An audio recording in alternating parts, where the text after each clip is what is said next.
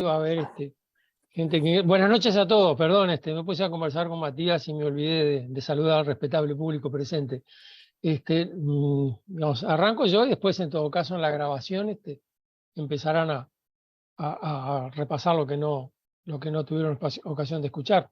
No sé qué te parece. Empezamos. Bueno, de acuerdo con lo que habíamos puesto en el programa, hoy teníamos que ver el punto de los episodios de febrero, ¿no? Veníamos así, era esa la situación. Así que vamos a repasar un poquito eso, que tienen dos o tres cualidades los episodios de febrero. Uno, que en febrero nadie pareció darse cuenta de los episodios de febrero, esa es la primera cualidad.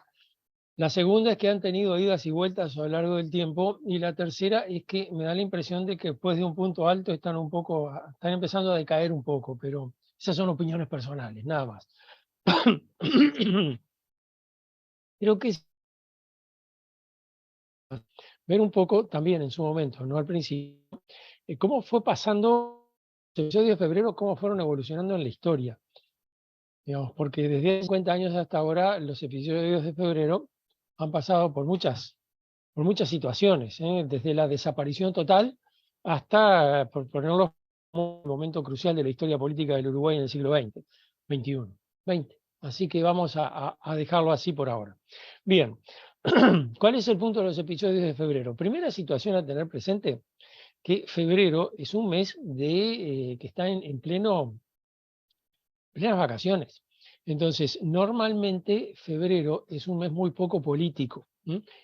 Sin embargo, fue muy político. Ya enero era muy político. Fíjense que en enero ocurren dos hechos relevantes. Uno ocupa casi todo el mes, digamos, la atención, y es el hecho siguiente. En la Junta Departamental de Montevideo se habían hecho una serie de investigaciones en el año 72, mostrando el manejo, pero así absolutamente discrecional, de la Junta por parte de la administración anterior. Sobre todo, se lo personalizaba a dos personajes, dos ediles que habían sido presidentes de la Junta y que eran diputados a partir de 1972, que eran Edgar Guedes y Cabrera Giordano. Los dos habían sido presidentes de la Junta en su momento, los dos eran pachequistas, además, y los dos eran diputados en 1972, pero los acusaban de todo tipo de mal manejo del dinero y etcétera. Disculpas. Les pido disculpas, digamos, dar clase me provoca alergia, vamos a decirlo así. Entonces, digamos, la justicia había procesado a un conjunto, a algunos de los ediles, que bueno, estaban en libertad, y en enero la justicia decide, bueno, dejarlos en libertad a los ediles mientras proseguía el proceso, y las fuerzas conjuntas los detienen a todos. Pero detienen, digamos, con una situación muy particular. Detienen más o menos a unos 12 ediles de todos los partidos políticos. Que no se salve ninguno. Vamos a meter ediles de toda índole. Acá, digamos, a las fuerzas conjuntas les servía mucho el episodio para mostrar la corrupción política, y la corrupción política era un buen argumento para demostrar que había que sacar a los políticos. Nunca es difícil demostrar corrupción política, es difícil demostrarlo, nunca es difícil sospecharlo, pero digamos, la idea que existía era que la corrupción inhabilitaba la política. Entonces, a pesar de que la justicia había dejado en libertad a los ediles, etcétera, fueron todos detenidos en el marco de las medidas prontas de seguridad. Y digamos, con el correr de las semanas, hasta junio, fueron quedando en libertad algunos ediles que reconocían su culpabilidad en algunos manejos de la Junta. Creo que cuando me refiero a manejos de la Junta estoy hablando, por ejemplo, a la reventa de vales de nafta, a la utilización de encargar cenas al restaurante El Águila, yo qué sé, ese tipo de cosas, de contratar parientes para hacer trabajos, cobrar por tareas que no se supone que tuvieran que cobrar. Es decir, toda una serie de situaciones que, en fin, dejaban a la Junta bastante mal parada. La Junta era el tema de la primera mitad de enero y buena parte de la segunda mitad de enero del 72, hasta que aparece otro problema, lo pone por delante Ferreira Aldunate, que es lo que se llamaba el tema de los alijes. El tema es que para entrar al puerto de Buenos Aires, los buques más grandes no podían entrar porque no da el calado. Entonces, la manera de hacer que diera el calado era sacar la carga de los buques, antes de que entraran a puerto, sacar una parte de la carga de manera que el buque levantara, digamos, calado, y entonces podía entrar en el puerto de Buenos Aires. Ese episodio, eso se hacía generalmente a vista y paciencia, es decir, se hacía cerca de la costa uruguaya. Formalmente es una operación de piratería, porque el barco sale con un manifiesto de carga y llega con una carga que no coincide con el manifiesto. Transbordar carga en el medio del mar se ve muy mal. Por otro lado, digamos, era una operación que para Buenos Aires era debido a muerte, es decir, si no entraban los barcos. Y una cosa que todos sabemos es el afecto que Buenos Aires le tiene al puerto de Montevideo, que se remonta a antes de la fundación de Montevideo. Tengan presente que si Montevideo tenía puerto, de acuerdo con las leyes de Indias, la Plaza Constitución tendría que haber estado contra el puerto, como estaba la plaza, como es en la Argentina. Después se cambiaron el diseño de la bahía de la costa en Buenos Aires y la plaza quedó dentro de la ciudad, pero estaba en la costa. Digamos, entonces, que Montevideo no tuviera puerto desde su fundación, y después que lo tenía, que no se desarrollara. Bueno, en 1972 las cosas no habían cambiado demasiado. Entonces, allí se produce un incidente. Digamos, la buque de la Marina Uruguaya descubre que estaba haciendo una lija, entonces les dicen que bueno, que están realizando una operación ilegal, que tienen que acompañarlos al puerto de Montevideo, etcétera. Los buques no se dieron mucho por aludido, iba a subir un práctico, uno de los oficiales del buque uruguayo, etcétera, pero de repente aparecieron aviones argentinos y ya empezaban a rodear la cosa, y parecía transformarse en una batalla naval.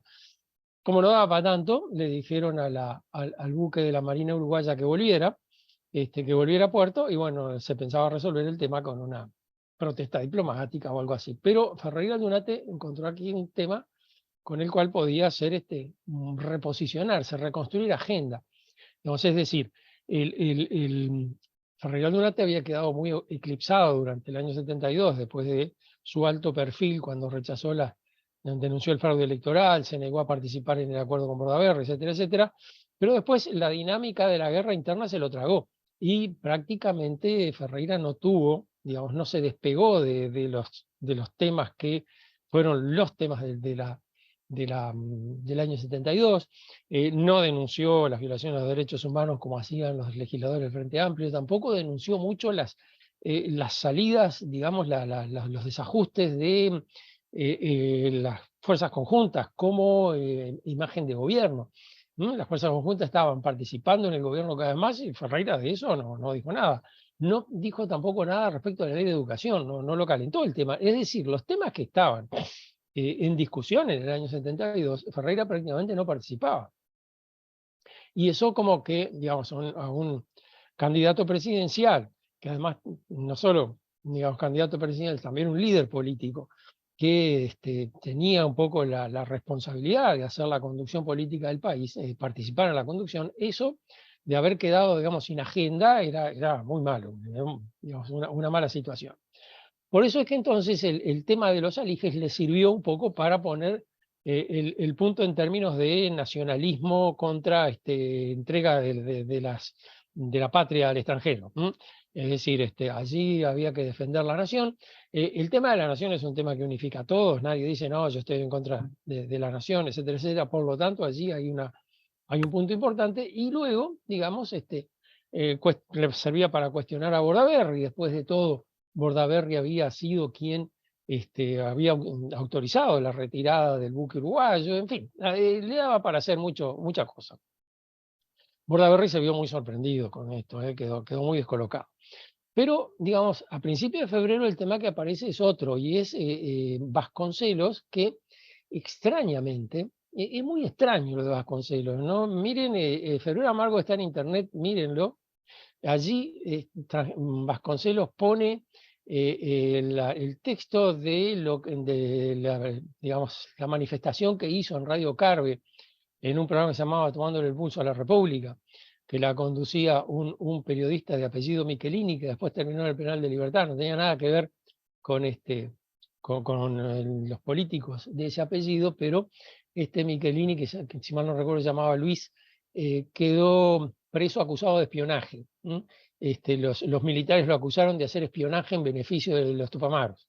Y los Tupamaros, según parece, en el penal de Libertad lo miraban con una desconfianza espantosa porque pensaban que era él el que hacía espionaje dentro del penal hacia afuera. Todos lo recordaban además porque, según parece, era la voz que los acariciaba desde la lata, es decir, desde el altavoz que había, la voz que daba las cosas era este señor Michelini. Ahora, allí, digamos, Vasconcelos publica, pero dice que no tiene el texto de lo que leyó, y que más o menos lo recompone. Es decir, lo que aparece publicado en Febrero Amargo no sabemos si es lo que leyó efectivamente Vasconcelos o si leyó otra cosa, algo parecido. Es decir, por alguna razón, Vasconcelos no dice, esto fue lo que yo leí, sino que dice, bueno, esto es más o menos el texto, hasta donde puedo recordarlo, una cosa así. Se lo quedó Michelini, yo no sé qué le pasó con él, una cosa rara. El caso es que en ese texto Vasconcelos denuncia una conspiración militar para derrocar al gobierno. Esa situación, digamos, uno piensa, bueno, Vasconcelos se largó al agua así nomás sin mirar si había agua en la piscina, es decir, se decidió así un buen día, no puede ser, esto está muy quieto, vamos a patear la mesa, vamos a seguir. Es decir, no había hablado con nadie, no había coordinado con nadie, no había nadie que fuera, que después que Vasconcelos hablar tenía que solo decir, sí, Vasconcelos tiene razón, y empezar a hacer un poco de... Es muy raro, porque Vasconcelos era un político de mucha experiencia, no parece que fuera a tirarse al agua así sin más. Sin embargo, Vasconcelos lee esta declaración, provoca, sí, una conmoción política, no tan fuerte como para que el diario ferreirista, si todavía siguiera en plena semana, cuando ya se estaba hablando de todos estos temas, siguiera hablando del tema de los alijes y de lo preocupado que estaba por el zar nacional, etcétera. Es decir, al jueves de esa semana, 1 de febrero, todavía el ferreirismo no se había dado cuenta que había un problema que se estaba manejando allí, que estaba prácticamente estallando delante de la cara. Ahora, lo interesante es que si Vasconcelos había arreglado con alguien para que él hacía la denuncia, si hacía coro, se generaba toda una situación de conmoción y se obligaba a Bordaberry a tomar una decisión, y etcétera, si ese era el arreglo, fracasó totalmente. Porque nadie, absolutamente nadie, salió a defender a Vasconcelos y a decir, sí, Vasconcelos tiene razón. Nadie, tampoco de su partido. Lo más que Vasconcelos recoge, y los menciona en Febrero Amargo, es bueno, que dice, no, Vasconcelos es buena persona, es un político vehemente, pero bien intencionado, no quiere pensar mal de las Fuerzas Armadas. Bueno, pero el tema no es ese, lo que Vasconcelos está diciendo es que se está planeando un golpe de Estado. ¿Están de acuerdo con eso, sí o no? Bueno, de eso nadie habla.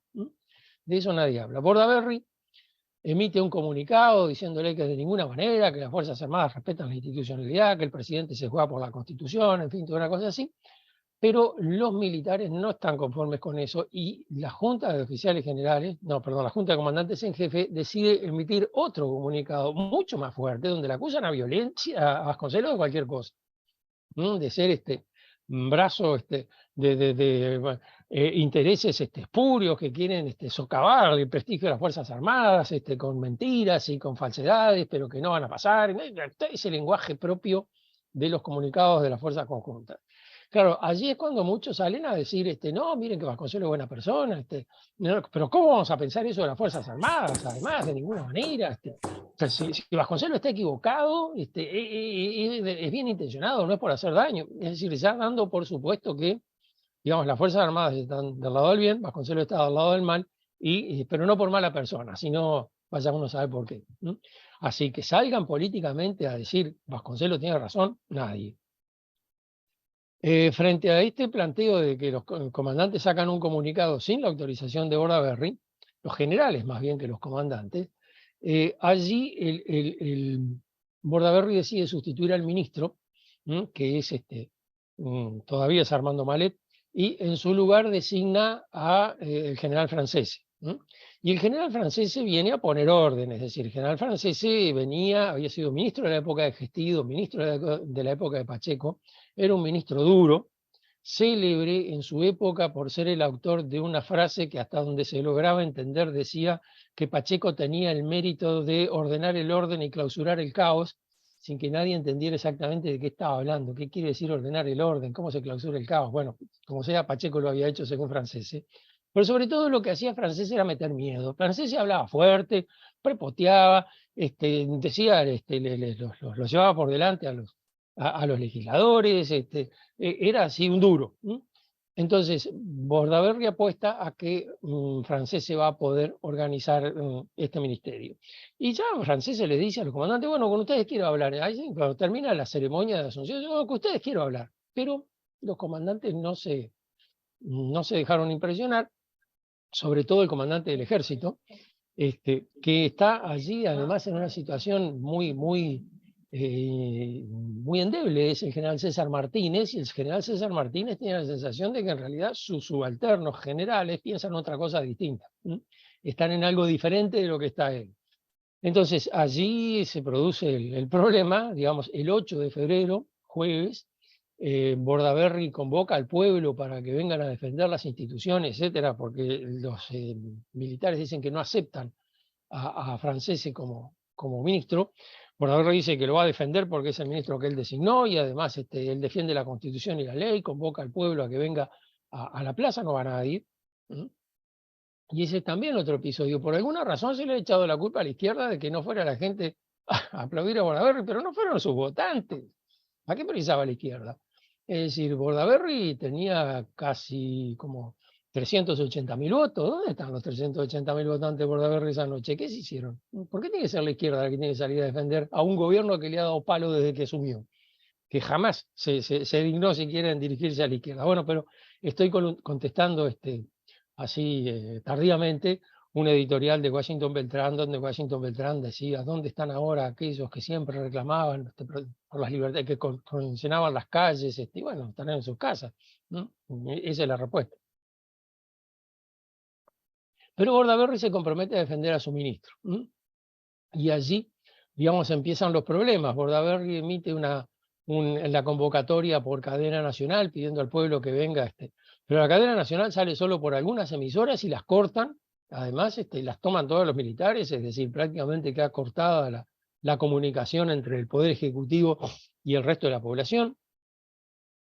En el semanario Marcha está toda la lista de comunicados. Los comunicados empiezan a hacerse públicos en principio por el comandante del ejército en operaciones, ¿no? Que es Chiape Pose, y el comandante de la Fuerza Aérea, que se sube ahí al carro. Y luego, digamos, empiezan a emitir comunicados. Y el cuarto comunicado, que es en la noche del 9 de febrero, ese cuarto comunicado es el que empieza con el programa político de las Fuerzas Armadas. Está de moda decir, no, nunca, nosotros rechazamos los comunicados 4 y 7, la izquierda fue la que los aceptó. Los aceptaron todos, y es lo que estaba en todos los programas políticos. Es decir, miren el cuaderno de marcha, que está en internet, que se llama La Era Militar, y recoge los editoriales que sorprendieron a Quijano porque esperaba que dijeran otra cosa, pero los editoriales que Quijano no recoge dicen lo mismo. Dicen que todos están de acuerdo con los comunicados 4 y 7, todos dicen, no, está bien. El diario Acción, director Jorge Valle, redactor responsable Julio María Sanguinetti, el diario El País, el director Washington Beltrán. Es decir, todos dicen, sí, sí, no, eso está bien. La Mañana no tiene página editorial, pero en los comentarios de las noticias, en la crónica de las noticias van agregando comentarios, y allí también dicen lo mismo, ¿no? Los comunicados 4 y 7. Para pedir eso no era necesario sacar los tanques a la calle, dice el diario de Acción, es decir, estamos todos de acuerdo. ¿En qué están en desacuerdo? Bueno, digamos, acá es donde empieza la confusión. Es evidente que el problema pasa por Bordaberry, ¿no? Y también es evidente que si Bordaberry renunciara, sería un paso en el camino a normalizar la situación política. Pero Bordaberry no tiene ninguna intención de renunciar. El Frente Amplio le pide la renuncia y Bordaberry no se da por enterado. Ferrer Aldunate, por intermedio de Gutiérrez Ruiz, negocia vía Benito Medero, que eran amigos de Tacuarembó, con Bordaberry, le propone, bueno, que Bordaberry renuncie, que se forme un gobierno así, ¿no? Y que llame a nuevas elecciones. Pero dice Ferrer Aldunate, esto solo puede ocurrir si Bordaberry renuncia voluntariamente. ¿No? Si a Bordaberry lo obligan a renunciar, no, es un golpe de Estado. Pero si Bordaberry renuncia. Después hay otro episodio más que ha sido muy, muy extraño. Allí creo que es el domingo, el diario Acción hace todo, bueno, la crónica de lo que está pasando, y hace una lista de todos lo que ha sido la actividad en Casa de Gobierno el día anterior. Entonces, que vino fulano de tal, el ministro tal, el comandante el comandante César Martínez pidió el pase a retiro, que entonces están negociando con senadores, con legisladores, con militares, con esto, lo otro. Es decir, la agenda de ese día de Bordaberry estuvo tupidísima. Al otro día, en un editorial de Acción, hablando sobre la situación, qué barbaridad, y la Constitución y lo respetable que tiene que ser y que sé qué sé cuánto, menciona una reunión de Sanguinetti con Bordaberry, pero dice, fue una reunión, como dijimos ayer, no aparece ninguna referencia el día anterior a esa reunión, como dijimos ayer, fue una reunión puramente amistosa. En ese momento donde el país se prende fuego, ¿Sanguinetti le propuso a Bordaberry tener una reunión puramente amistosa? Ya que sé, Juan María, mirá, te voy a charlar, yo llevo el vino, pon unos chorizos y charlamos un rato. ¿Así? ¿Realmente? ¿Fue eso? No se habló de política, no se habló de nada. Lo que se comentaba en Montevideo es que Sanguinetti había ido a hablar con Bordaberry a nombre de la Convención Colorada que estaba reunida en ese momento a pedirle que renunciara. Sanguinetti, digamos, ahí el diario Acción dice no se habló de esos temas. Después, en la historia esa que publicó en julio, en el diario La Opinión de Buenos Aires, la historia del golpe de Estado que escribe Sanguinetti, una serie de artículos, allí dice que fue a hablar con Bordaberry como amigo, y como amigo le dijo que tal vez lo mejor sería que renunciara. Y que Bordaberry se negó y entonces no habló más del tema, porque después de todo, los amigos están para eso. Es raro, ¿no? Como amigo dice, che, ¿por qué no renuncias? Loco, qué amigo, que sos bárbaro. A ver si un amigo de algún senador que pidió el desafuero le dijo, vos antes de pedir el desafuero, ¿por qué no te vas? ¿Por qué no renuncias al Senado? Gracias, loco, qué amigo que sos. Es decir, no coincide mucho la situación con lo que se está planteando. Pero lo interesante, digamos, es lo siguiente. No hay nadie que en ese momento diga se está procesando un golpe de Estado. Esto es un golpe de Estado. Y digo que no hay nadie porque después hubo gente que salió a decir, nosotros dijimos que había un golpe de Estado. No, nadie dijo que había un golpe de Estado. Se llama engañador. Por otra parte, era muy confusa la situación. Había gente que denunciaba, digamos, lo que estaban haciendo los militares era, bueno, lo que había que hacer, al estado que estaba el país no admitía otra cosa, sobre todo los pachequistas, los reeleccionistas aplaudían la situación. Los que estaban en contra, caso el diario El País, caso el diario El Día, caso el diario Acción, se quejaban mucho sobre la vigencia de la Constitución, lo importante que era que la Constitución se mantuviera vigente, etcétera, etcétera, pero no pasaba, no quedaba muy claro a ver quién era el que estaba poniendo en peligro la Constitución. La Constitución está en peligro, es necesario defenderla, la democracia, los valores, la tradición política del país, sí, bueno, pero ¿contra quién tenemos que defender la Constitución? Bueno, parece que contra los alienígenas. Nadie decía, las Fuerzas Armadas están atacando la Constitución y es necesario defenderla. No, es necesario defenderla. Ahí donde va a quedar la Constitución. Bien, en el medio de toda esa confusión, Bordaberry va a negociar con los militares, con los generales al Boisolanza, a la base Boisolanza, y de allí sale el pacto de Boisolanza, que es el pacto, digamos, bueno, que instituye el COSENA, Consejo de Seguridad Nacional, como una de las primeras participaciones institucionales de los militares en el gobierno. Por otro lado, también se le exige la renuncia a algunos funcionarios, alguno Colorado de la 15, que era subsecretario de la presidencia, algún embajador, algún funcionario designado para organismos internacionales, en fin, pero Glauco Segovia, Pereira Reveles, ¿no? Barrio Estazano, esas son más o menos las personas a las que estáis refiriendo. Pero en concreto, digamos, la creación del COSENA es un poco la base del asunto. Y Bordaberry vuelve a su casa, bueno, tranquilidad de su familia, fíjense que está en conflicto con los militares, se va a meter en una base militar, anda a saber si vuelve. Bueno, no, volvió sano y bueno entero, y allí, de ahí sale el COSENA, y ahí dice Bordaberry, bueno, lo que hubo fue simplemente un malentendido, un desajuste, una situación en la cual, por la falta de comunicación, pero ahora ya están claras las cosas, todos queremos lo mejor para el país, los militares querían lo mejor para el país, yo quiero lo mejor para el país, todos queremos, viva lo mejor para el país. Va a ser designado un nuevo ministro, después que dijo que no le iba a aceptar de ninguna manera la renuncia francesa, bueno, va a ser designado un nuevo ministro, que será para el ministro del Interior el coronel el doctor Volentini, y como ministro de Defensa, en lugar de Francese, el doctor Walter Ravenna. El doctor Walter Ravenna era un médico, era senador pachequista, y era un médico que en realidad su experiencia política no era mucha. Pero Ravenna va a ser designado ministro, y según comentaban después, no le revisaron la prensa, bueno, asume, le entregan el cargo, asumen el honor que me han hecho de designarme, que yo no sé cuánto, y espero hacer una política tales y cuales características, y terminaba el discurso diciendo, y espero con esto haber dado satisfacción a los deseos manifestados por las Fuerzas Armadas, y como diciendo, dije bien los deberes, me porté bien.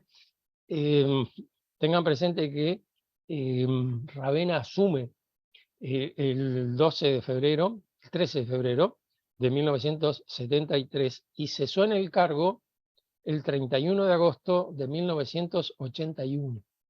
Debe ser uno de los ministros de más larga trayectoria en la historia de este país. Cesó cuando asumió el Goyo Álvarez. Es decir, que sobrevivió a Bordaberry, sobrevivió a De Micheli, sobrevivió a Aparicio Méndez, y, digamos, el único que pudo con él fue el Goyo Álvarez. Pero digamos, la presencia de Ravenna como ministro no es tanto por su capacidad de dirección, sino con su capacidad para la obediencia, ¿no? Era un tipo, bueno, hacía lo que le decía. Está bien. Nadie sabe muy bien qué es el COSENA, para qué va a servir, cómo va a funcionar. Va a empezar a funcionar el 1 de marzo del 73. ¿No? Hasta el 1 de marzo no sabemos nada. Y así, digamos, se empiezan a recomponer las piezas. Así como que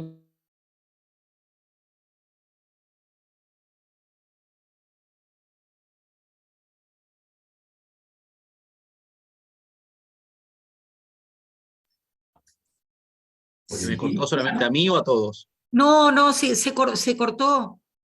Se le cortó a Carlos. A Carlos. Valentina, pero estuvo hasta el 80. Valentina era el que defendía. Le escribo mientras yo hago un comentario.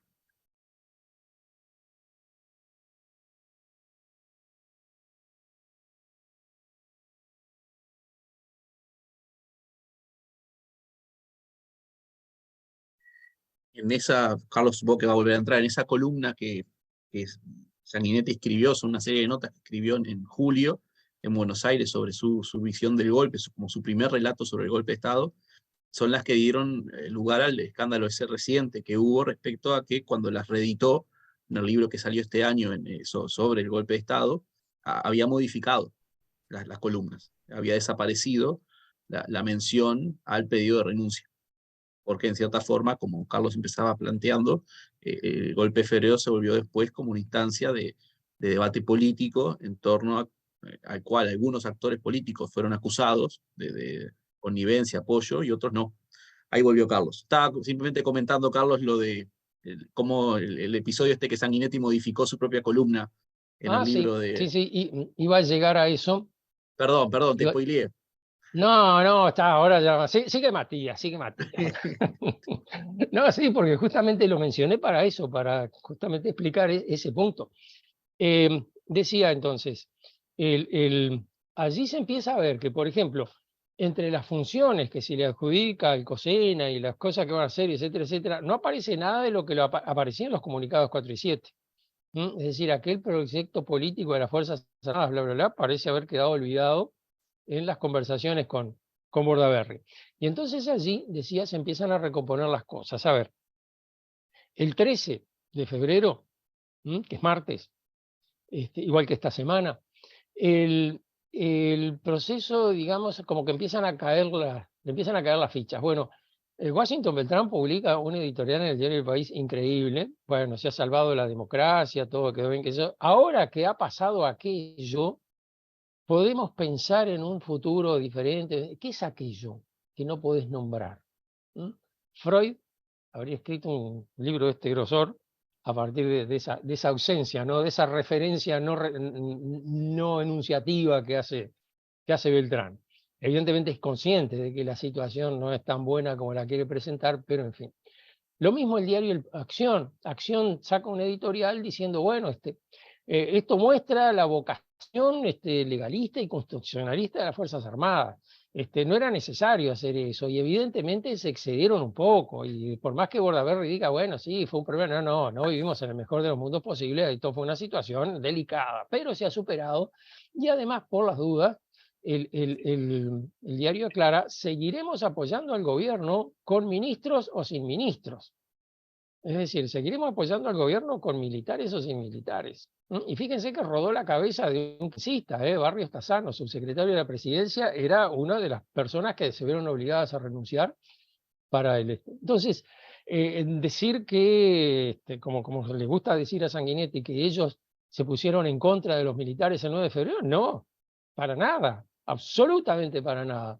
Sanguinetti dice eso y a continuación dice, lo que pasa es que la izquierda quiso subirse al carro de los militares y estos no se lo permitieron. Y él desde arriba del carro celebraba, porque no entiendo cómo se junta una cosa con la otra. Yo estuve en contra y ellos estuvieron a favor. El caso es entonces que allí empiezan a aclararse un poco las cosas. El 13, Ferreira Donate recupera su audición de radio, tenía una audición de tardecita, como la creo. La versión uruguaya de las conversaciones contra el fuego de Roosevelt, donde Ferreira explicaba en un tono muy coloquial los problemas, hablaba muy tranquilo, etc. Tenía una buena audición, tenía mucha audiencia.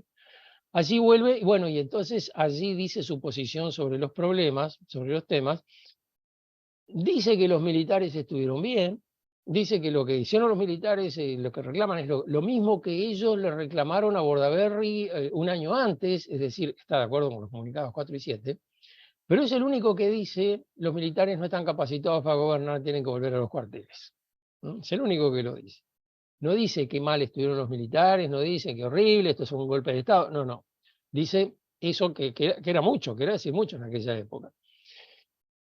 Por otro lado, allí el viernes es donde el semanario Marcha publica el editorial de Quijano, ese de doble página que se llama La Era Militar, donde Quijano rechaza el golpe y digamos, no advierte que es un gravísimo error y que los militares, en definitiva, más vale un mal gobierno que un gobierno sin constitución, etcétera, etcétera. Es decir, se pone muy en contra. Tengan presente que este es el viernes 16, ha pasado una semana de los acontecimientos. En esa semana han pasado cosas, y muchas de las cosas están quedando mucho más claras. Si Marcha en vez de salir los viernes saliera los lunes, yo no sé lo que hubiera escrito Quijano el lunes 12. Probablemente no fuera del todo diferente, pero seguramente no iba a ser tan nítido. En ese mismo ejemplar, y es curioso porque todo el mundo parece haber leído ese ejemplar de Marcha porque todos hablan del editorial de Quijano, pero en ese mismo ejemplar, en la página 2, hay una carta a la militancia frente amplista de Sereñi, firmada por Sereñi, cartas de lectores. El único caso que yo encontré es que Sereñi manda una carta de lector y la firma con su nombre, digamos, saltando por encima de toda la institucionalidad del Frente Amplio. Sereñi dice que, bueno, que hay que estar alerta. Es decir, que el Frente Amplio lo que digamos, viene a decir es que más allá de las posiciones tomadas por los sectores, el Frente Amplio como coalición no ha tomado posición. Que eso es real. Es decir, digamos, el discurso de Sereñi del 9 de febrero es un discurso bastante complejo, pero sobre todo recarga mucho en lo que es la posición de los sectores mayoritarios.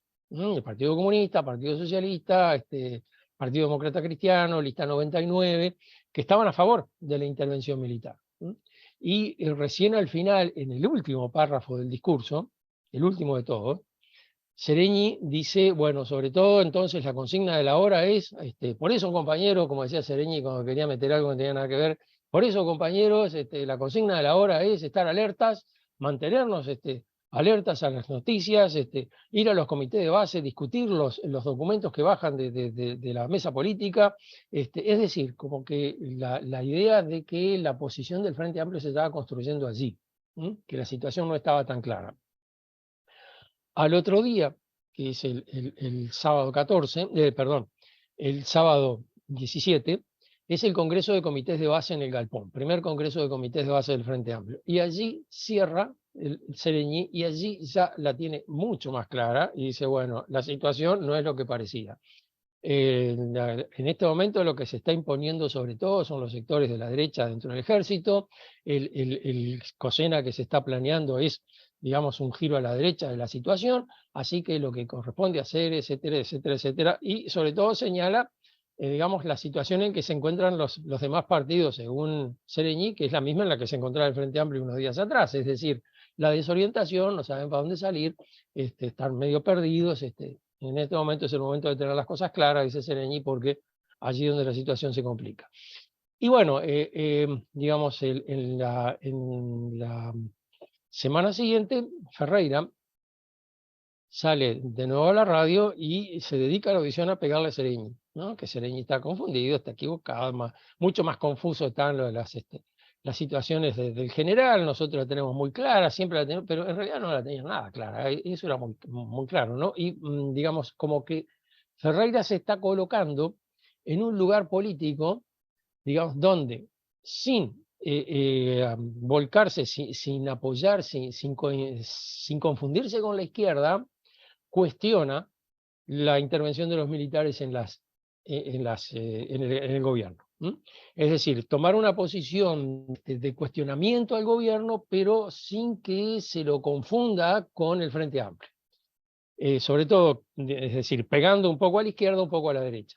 Pero en esa posición ya se colocó Jorge Valle hace años. Es decir, ese es el lugar donde se instala el discurso de Jorge Valle. Jorge Valle siempre dice en sus discursos, y lo dice Sanguinetti, todavía lo está diciendo, que están como en la posición del medio entre los extremos, ¿no? Me acuerdo que Sanguinetti cuando era presidente, perdón, siempre hablaba de la violencia de izquierda, la violencia de derecha, gritos de un lado, gritos del otro, siempre ponía las manos para un lado, después las manos para el otro, como que él siempre estaba en el lugar del centro correcto político que le permitía estar, tener la justa. Ese lugar se lo viene trabajando Jorge Valle desde los años 60. Entonces, Ferreira no puede, digamos, competir por ese lugar. Así que entonces lo que empieza a hacer, bueno, es, aunque le cueste, digamos, aflojarle un poco a las críticas a la izquierda y tratar de concentrarse en criticar la situación del punto de vista de digamos, las militares participando en el poder. Lo que a Bordaberry le significa como claudicación el hecho de que los militares están compartiendo el poder con los militares. Va claro todo esto hasta acá, tenemos unos minutos más, porque ya con esto vamos a ir cerrando. Ahora, tengan presente también que la desorientación de los políticos deriva en buena medida de lo que era la desorientación general. Es decir, nadie entendía nada. Yo el otro día contaba, y permítame que lo repita, contaba que como consecuencia de toda la movilización contra la ley de educación del año 72, las clases se habían suspendido en octubre, y nos faltaban en el IPA como un mes de clase o 15 días de clase, y las suspendieron las clases, lo cual no suspendió la movilización contra la ley porque era un quincho, pero de hecho no tuvimos más clases por ese año. Y pudimos reponer las clases, empezar a reponer las clases en febrero. Es decir, que el 1 de febrero empezamos con clases en el IPA, que en esa época las teníamos en el IABA. Miren qué lugares, ¿no? Para tener clases. Y allí, bueno, íbamos a clase y teníamos un poco de clase y otro poco de análisis de la situación, qué está pasando, yo me acordaba que teníamos un profe que era sociólogo, y que nos daba las clases de sociología, yo estaba en segundo en esa época, y el tipo, bueno, analizaba con criterio sociológico, así, entonces decía, bueno, no, yo creo que lo más que los militares pueden llegar es a lo que están diciendo ahora en estos comunicados, están proponiendo un programa político, bueno, más que eso, ¿qué van a hacer? ¿Lo van a poner un revólver en la cabeza a los Bordaberry y van a decir esto es lo que tiene que hacer? Yo no creo, dijo el tipo, lo tengo clarísimo, ¿no? No creo que vayan a sacar los tanques a la calle porque eso sería un impacto psicológico muy grande. En ese momento estaban los tanques en la calle, estaban rodeando la Avenida Suárez, la quinta de la Avenida Suárez. Así que entonces, digamos, nadie entendía nada, ni los especialistas entendían nada. Pero, digamos, ese consenso favorable que en principio despertaba la movilización de los militares, tanto en dirigentes políticos como en la población, se va a empezar a perder rápidamente. Y es notable los esfuerzos que hicieron los mismos militares para ponerse en contra a la mayor parte de la población.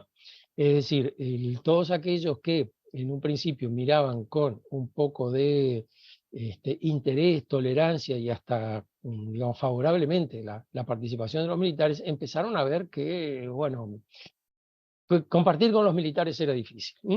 El 1 de marzo se reúne el COSENA, por primera vez, el secretario del COSENA era el joven general Gregorio Álvarez, que era el más joven de todos los generales, y allí, digamos, se emite una resolución por la cual se señala la importancia de que controlar la asistencia de los funcionarios públicos a las oficinas.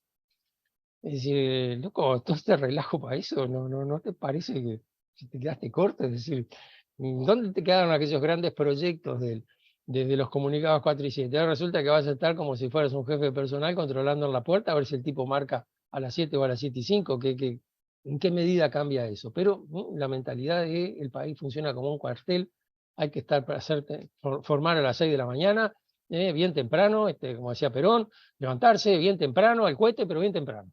Ese tipo de mentalidad. Y a continuación viene una cosa interesante, que es, digamos, un anuncio que se hace ahí a mediados de marzo, que viene preparado con un poquito de anticipación, pero apenas. Una tarde, a media tarde, el vicepresidente Zapelli convoca a su despacho del Parlamento a Sereñi y a Ferreira, no juntos, sino en momentos distintos, y allí les entrega lo que va a ser el texto de una elocución que va a decir esa noche el ministro de Economía, donde, mirado el coso, anuncia que en el año anterior secretamente se vendieron varias toneladas de oro para poder pagar parte de la deuda externa. Ese texto se lo da, es el texto que después va a leer el ministro, o sea que no, pero le hace una especie de adelanto, le da primero el texto a los dirigentes políticos de la oposición para que no los tome demasiado por sorpresa. Ahora, lo interesante de esto, además de lo que consiste, es decir, el gobierno había vendido secretamente oro el año anterior y no lo había revelado, y se revela porque los militares le ponen así la exigencia de que lo haga. Lo interesante es que cuando salía Sereñi de la reunión con Zapelli, venía Ferreira, y allí es la primera vez que hay constancia de que se encontraron, y el diario Ahora, el fotógrafo de Ahora, sacó una foto. Entonces, la primera foto en la que están juntos Ferreira y Sereñi es esa de marzo de 1973. Fíjense que hace un año y pico que transcurrieron las elecciones. En toda la campaña electoral nunca hubo un gesto de aproximación de algún dirigente de los partidos tradicionales con el Frente Amplio. El Frente Amplio estaba excluido. Y en todo el año de gobierno que llevaba Bordaberry hasta ese momento tampoco había habido. Recién allí Ferreira y Sereñi se encuentran, bueno, hay una foto, se están dando la mano, toda esa cordialidad típica de la foto, gente alrededor que sonríe, da la impresión de que gente del PDC preparó el asunto, que hay mucha gente del PDC alrededor de Sereñi, está Sosa Díaz, está esta gente, pero digamos, es la primera vez. Y hasta allí, digamos, hasta allí el gobierno, digamos, la población puede pensar que, bueno, los militares vienen a traer algo nuevo, vienen a traer transparencia en toda esta situación tan confusa. Pero solo hasta allí. A fin de mes, la CNT prepara un paro general y pide una entrevista con los comandantes para explicarles el motivo del paro general. Se realizó la entrevista, salen los dirigentes que fueron a hablar, José de Liga, Héctor Rodríguez, etcétera, la dirigencia, digamos, de la CNT, y allí, bueno, está la prensa y dice, bueno, no, conversamos sobre distintos temas de la situación del país, explicamos los motivos del paro de mañana, pero cosas muy distendidas, ¿no? Habían estado un largo rato hablando, y salían con la idea de que, bueno, habíamos tenido una conversación clara, nos estamos entendiendo, etcétera, etcétera. El paro general se realiza. Ahora, como 10 días después,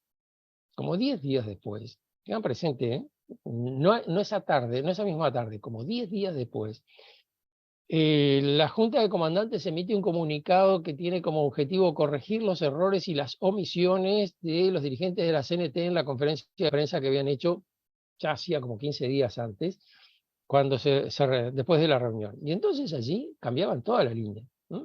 En principio no le reconocían a la CNT que tuviera opiniones políticas. Segundo, decían que habían conversado con la CNT la futura reglamentación sindical, cosa que los dirigentes de la CNT inmediatamente pegaron el grito del cielo, de eso ni se habló. Y que además, bueno, si querían trabajar en beneficio del país, no tenían que hacer paro, sino que tenían que, al contrario, trabajar el doble, porque así es como el país se iría adelante, etcétera, etcétera. Es decir, allí se produjo un giro que no fue muy rápido. No es que esa misma tarde salieron a decir, a hablar en contra del CNT, sino que se fue procesando gradualmente y que pone, digamos, a los militares enfrentados con los sindicatos. Hasta ese momento, los sindicatos podían pensar que podían marchar más o menos juntos con los militares. Desde ese momento quedó muy claro que los militares estaban en contra de los sindicatos. Y esto fue, mirado así en la perspectiva del tiempo, resultó muy útil para los sindicatos, porque reunificó la CNT. Y es decir, hasta ese momento la CNT estaba en un proceso de discusión interna, porque había sectores minoritarios, pero importantes de la CNT, que estaban en contra del apoyo de los comunicados 4 y 7 que la CNT estaba dispuesto a emitir. Y estaban en contra de que se fuera a hablar con los comandantes antes de hacer un paro general. Bueno, esos al final tenían razón. Y, digamos, las discusiones internas de la CNT se terminaron a partir de allí. Sea, digamos, uno podría argumentar, ya te lo habíamos dicho, y otro podría argumentar, sí, no, pero cuando vos lo decías era demasiado prematuro, ahora es muy claro que es el momento, pero allí quedó claro que los militares y la CNT iban a estar en contra. Hacemos unos minutos de pausa, Matías, si nadie tiene nada para preguntar de esto, hacemos unos minutos de pausa y después seguís vos. No, alto ahí, alto ahí. Vamos a hacer una breve historia de la reunión de Sanguinetti con Bordaberry en febrero del 73. Les decía que en el repaso histórico ese que los artículos de... enseguida, Virginia, para que explico esto y No, espero, gracias. Muy bien. En estos artículos que publican La Opinión, Sanguinetti dice que, bueno, que se reunió con Bordaberry como amigo, y como amigo le dijo, ¿por qué no renunciás, loco? Y como amigo Bordaberry le contestó algo que Sanguinetti se limita a poner, no se negó a renunciar. Más bien, si eso hubiera ocurrido, creo que años después, el episodio había quedado en el olvido. Miren que cuando se recordaban los antecedentes del episodio de febrero había quedado en el olvido. Cuando se recordaban los antecedentes y el golpe de Estado y qué sé yo, se conmemoraba el 27 de junio, pero nadie se acordaba del 9 de febrero o del 12 de febrero. De eso no decía nadie. Allá por el año 98, por allá 99, un periodista que falleció hace poco, de apellido Campodónico, le hizo una larga entrevista a Bordaberry y lo publicó en un libro que se llama Antes del silencio. Y allí Bordaberry dice que en plena crisis de febrero se le apareció Sanguinetti y le pidió la renuncia. Y Bordaberry le dijo, ¿por qué voy a renunciar? Y Sanguinetti le habría dicho, bueno, porque si vos renunciás, entras a Peli y vemos las cosas distintas. Y Bordaberry le habría dicho, bueno, decime una cosa, y los problemas que tengo yo, ¿no lo va a tener Zapelli también? ¿Cómo lo va a resolver Zapelli mejor que yo? Es decir, efectivamente, según la versión de Zapelli, de Bordaberry, Sanguinetti le pidió la renuncia. Campodónico le lleva la versión, pone una nota al pie diciendo que le preguntó a Sanguinetti y que Sanguinetti rechazó absolutamente que hubiera habido ninguna reunión de nada. Es decir, en febrero, en julio del 73 decía que sí, ahora dice que no. Después vino todo el tema de la historia reciente, vino toda esta vuelta de los debates. Sanguinetti, que en una época pensaba que había que dejarle la historia a los historiadores, pensó que en realidad mejor que si le escribía a él, y entonces allí escribió La caída de la democracia. Y entonces en La caída de la democracia reapareció la reunión. Había tenido así una reunión y volvió a los términos que había dicho en el año 73, es decir, amistosamente le había pedido ahora a Bordaberry, le dijo que no, no se habló más del tema. Pero no, parece como que consideró que eso no era suficiente, con eso no alcanzaba. A nivel nacional, Y le pide, digamos, empieza a hacer más cosas, porque claro, el que queda expuesto no es Sanguinetti, es el Partido Colorado. Es decir, en definitiva, Vasconcelos, el Partido Colorado quien pone esa camiseta a Vasconcelos, pero nadie apoyó a Vasconcelos cuando salió a denunciar la inminencia de un golpe de Estado. Entonces, allí es donde viene la publicación de los artículos, donde Sanguinetti no solo dice que lo visitó como amigo, sino que pone el texto de la interrogación, lo había puesto ya en el 73, diciendo, como amigo te lo digo, y agrega, y como representante de un partido que respeta la Constitución y que nunca te va a pedir la renuncia, yo como amigo te lo pido. Es decir, el partido no, pero yo sí. Ahora, la referencia al partido no aparecía nunca antes, nunca había existido.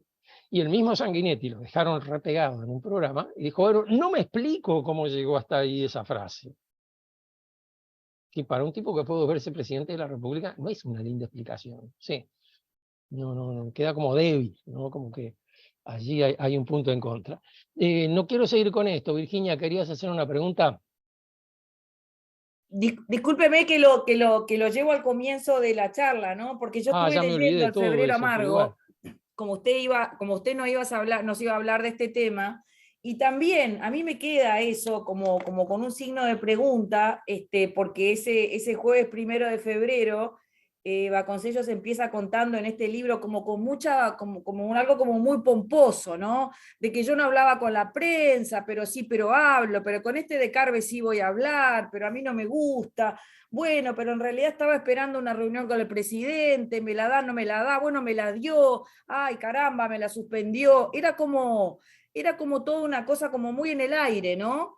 Sí, Y viene muy raro todo ese preámbulo, viene porque como sobre muy todo uno dice, bueno, dice Vasconcelos, la prensa quería hablar con él y él no quería hablar con la prensa. Pero ¿por qué quería hablar la prensa con él? ¿Qué claro. pasaba? ¿Cuál era el punto que hacía La que los periodistas prensa, lo fueran a además interrogar? la prensa estaba autorizada a hablar con él, podía sacar al aire lo que él iba a decir. Entonces como que, y después en el texto cómo él habla también con un lenguaje bastante pomposo, ¿no? Carta, todo ceremonial, carta al pueblo a la hora de la verdad, ¿no? Y después se burla un poco de los latorritos, en Los fin. latorritos, Pero sí. los latorritos, que fue algo que pegó fuerte. Entonces a mí tampoco, si esto es como un puntapié inicial, no sé hasta dónde, tampoco me termina muy de cerrar, no veo dónde encaja la pieza en este puzzle. ¿Por qué esto quedó? Porque después de todo, es tan sonado El Febrero Amargo, es tan leído, pero nunca tenemos a ciencia cierta de qué fue lo que ocurrió, o por sobre todas las cosas, cuál fue el objetivo real de esa movida, si fue para algo realmente. ¿Me explico? Bueno, a ver, justamente, ahí está el punto. Es decir, a mí me queda la sensación, leyendo Febrero Amargo, de que cuando las luces se encienden ya hace rato que está la obra representándose. Es decir, esto es un episodio de algo que se viene procesando, pero que Vasconcelos no cuenta. Había algo atrás de esto, había alguna cosa, digamos, por alguna razón, los periodistas iban a hablar con Vasconcelos, querían que Vasconcelos hiciera declaraciones. Por alguna razón Vasconcelos esperaba algo o quería un escenario particular para hacer esta presentación, que no podía ser cualquiera. Y por otro lado, Vasconcelos insiste tanto a lo largo del libro en las traiciones, en las claudicaciones, en la gente que no estuvo a la altura de sus responsabilidades y todo ese tipo de cosas. Lo dice muchísimas veces y uno piensa, bueno, ¿estará hablando de la izquierda? No, porque la izquierda la menciona con nombre y apellido. Sí. Dice, un dirigente de un partido proscribe la situación, dijo en un acto público el 9 de febrero, un solo acto público el 9 de febrero, y además lo que cita es lo que dijo Sereñi. Entonces, a la izquierda la prende fuego. ¿Y quiénes son los otros? ¿Quiénes son los otros que claudicaron y que algún día va a revelar toda la historia que hay detrás de eso, que yo qué sé cuánto? Nunca la reveló. Pero evidentemente allí hubo algo que se había planeado. Esta es mi sospecha, esto no va para escrito, es simplemente opinión. Pero Vasconcelos formaba parte o promovía una especie de reacción, digamos, de la clase política o de un sector de la clase política, me imagino, porque Vasconcelos solo veía Colorado a su alrededor, nunca imaginaba que podía haber, era de esos tipos para los cuales el Partido Colorado era lo único que había políticamente, y que más valía la pena Bordaberry que Ferreira Aldunate como presidente, porque después de todo Bordaberry era Colorado. Entonces, en ese sentido, digamos, da la impresión de que hubo algo que se planeó y que Vasconcelos salió a la descubierta iniciando el operativo, y es como esas historietas de la Primera Guerra Mundial, donde el comandante sale de la trinchera corriendo con el revólver en la mano, mira para atrás, está solo. Bueno, acá pasó algo por el estilo, es decir, tengo la sensación de que a Vasconcelos lo dejaron solo, el tipo se regaló, salió a jugársela, nadie lo apoyó, y bueno, digamos, lo amargo del febrero me parece que es eso. Y como si fuera poco, su único borrador de lo que declaró, ay caramba, se lo quedó el periodista, ¿no? ¿Querés Bueno, creer? no lo Entonces encontré, no sabemos sé, si lo que dijo desapareció. si allí no era más explícito de lo que después publicó, o si lo que dijo allí no era tan fuerte como lo que después Claro, publicó. exactamente. O a la inversa, andás a ver. Sí. Lo interesante del caso, digamos, es que ese argumento de que perdí el original y lo tuve que reinventar, Claro. es muy utilizado en literatura, ¿no? Por ejemplo, el Quijote, Cervantes dice que en determinado momento está narrando el Quijote y de repente dice, y se me perdió todo lo que tenía y no sé cómo seguir.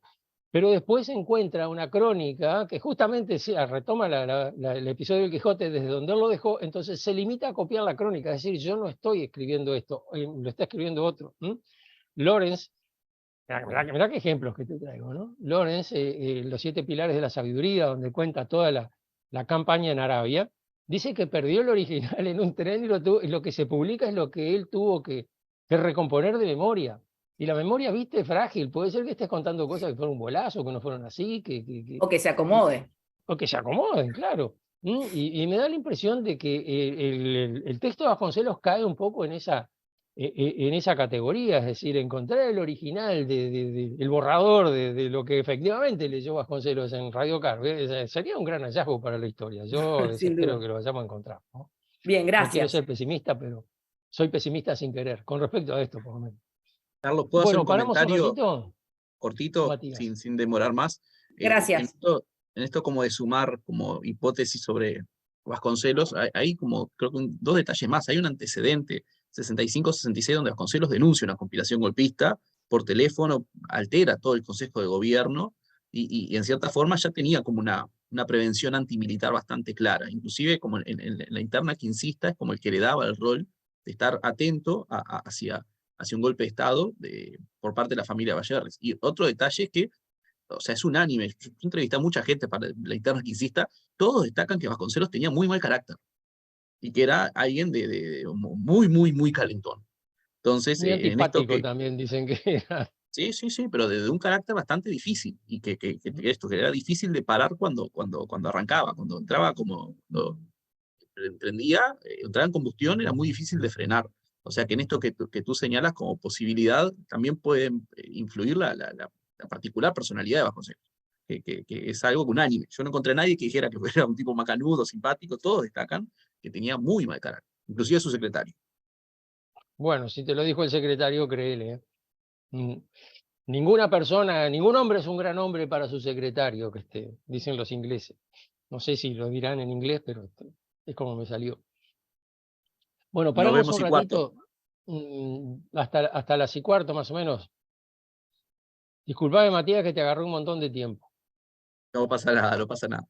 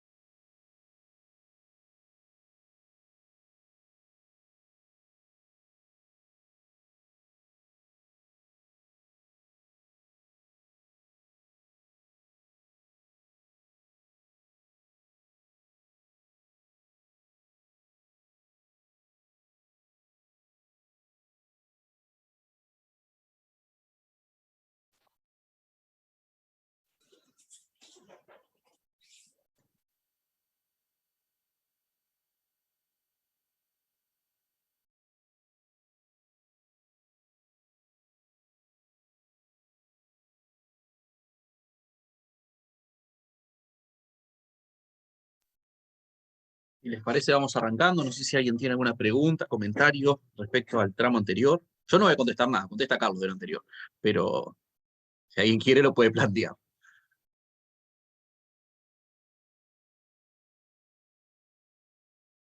Si no, vamos. Arranca, Matías, que nadie sabe ni qué preguntar ya.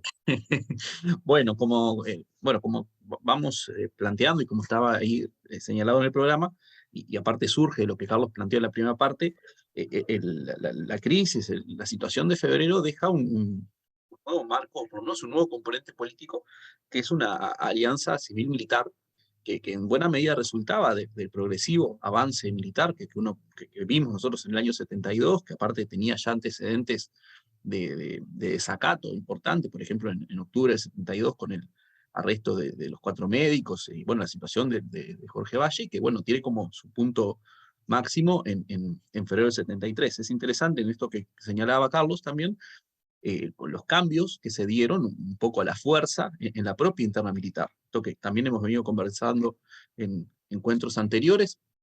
La interna militar venía sufriendo cambios significativos desde 1968, especialmente en el ejército con el pase a retiro de los oficiales constitucionalistas, en particular Seregni y Licandro, pero que bueno, ese proceso sigue acumulándose, hay ascensos que favorecen a las líneas más golpistas o más autoritarias a priori, y que también tienen en febrero un epicentro particular que es la misma fractura momentánea, parcial, entre las Fuerzas Armadas. Como todos recordamos, en la crisis de febrero, mientras que el ejército es el primero que toma la delantera en el desacato a franceses y logra el apoyo de la Fuerza Aérea, la Marina va a tener un conato allí de resistencia, o por lo menos de mantenerse afín, alineada a la Constitución, va inclusive a ensayar una demostración de fuerza con la acción en la Ciudad Vieja, con los barcos en la bahía, pero que alrededor del puerto, pero que en realidad es un proceso bastante breve, más allá de que,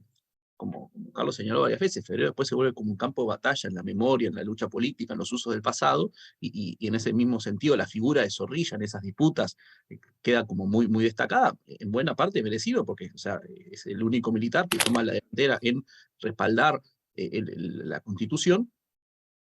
Es un proceso muy breve, o sea, la crisis empieza el 8 y al 11-12 Zorrilla pide el pase a retiro y es designado Conrado Olazábal, que plega a la Marina a las otras 2 fuerzas que estaban en la línea de desacatar a franceses e imponer el nuevo marco político de participación militar en el quehacer político. Por lo tanto, está surgiendo un nuevo marco, que es el que queda escenificado por el COSERAN. Como decía Carlos, es creado definitivamente el 23 de febrero, con la integración de algunos ministros, el presidente y los comandantes en jefe. Es un organismo que tiene que tener un funcionamiento decisorio por consenso, lo cual le da a los comandantes un lugar importante. Es un organismo que aparte tiene un vicio de constitucionalidad grave, o sea, los comandantes, los militares, actores, como todo militar subordinado, tiene que, a partir de allí, un rol deliberante con sus superiores, y que aparte va a ser acompañado de una institucionalidad que recién está empezando a crecer, porque sabemos que después en dictadura va a tener un proceso, un florecimiento bastante más grande, ya que, por ejemplo, en abril se va a institucionalizar por decreto también la Junta de Comandantes en Jefe. Un detalle interesante es que todos estos organismos, estos y otros que vendrán más adelante, son considerados por el decreto como asesores. La palabra asesor parece ser como el lugar que encuentran los militares para integrar su rol participativo en la actividad política dentro de la institucionalidad. Por otro lado, este esquema que está surgiendo de febrero, esta alianza civil-militar escenificada en Boisolanza, no deja de ser un marco que tiene mucho de precario o de inestable. O sea, implicaba visualizar o analizar cómo se iban a llevar esa nueva coalición, esa nueva alianza, con partidos, con parlamento, y en ese también marco también había que mirar la figura de Bordaberry, que por un lado había quedado por un aspecto debilitada, esto que señalaba Carlos, el llamado al apoyo popular, los pedidos de renuncia.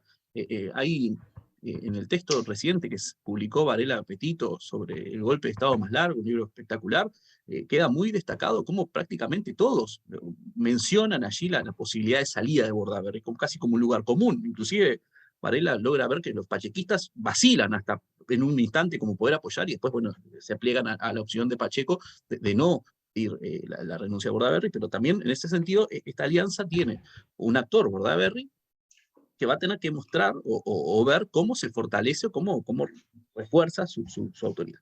El último punto que me parece importante antes de meternos en cómo funciona y cómo se da la dinámica política en los meses siguientes a febrero, es que hay un rasgo que va a caracterizar a todo el episodio, a todo el proceso del año 73, y es que es un episodio, es un proceso de muchísima incertidumbre.